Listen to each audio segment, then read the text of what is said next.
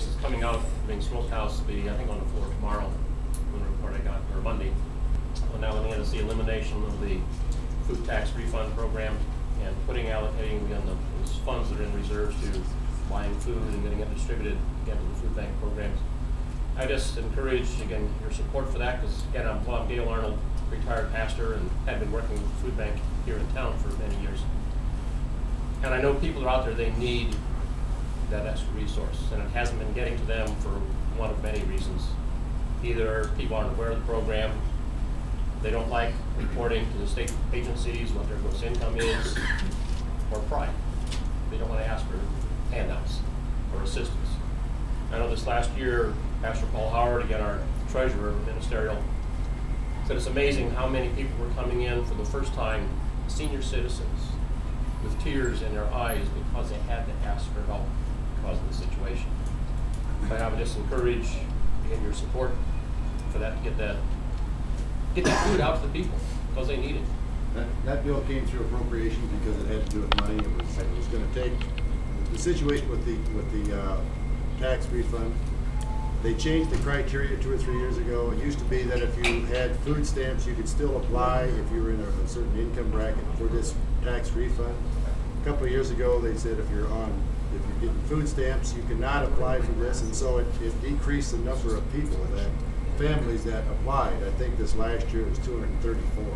So what this bill would do would be take that pool of money that's there and give it to nonprofit private organizations, to food pantries and throughout the state. And so my two concerns were, you're taking taxpayer money and giving it to private individuals, and my second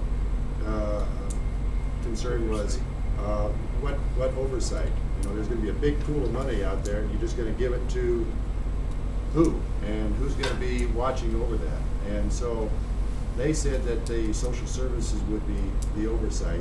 I talked to social services, and they said they don't have the FTEs to be able to do that at this point, so they would have to get more in their budget in order to have the oversight. During the smokeout, the prime sponsor said she has new information, so that was the reason that they smoked it out. And that comes before the committee, I think, again on Monday, so that's kind of where we stand right now. If she has new information that says we've got the oversight, covered, or whatever, that would be grounds for rethinking.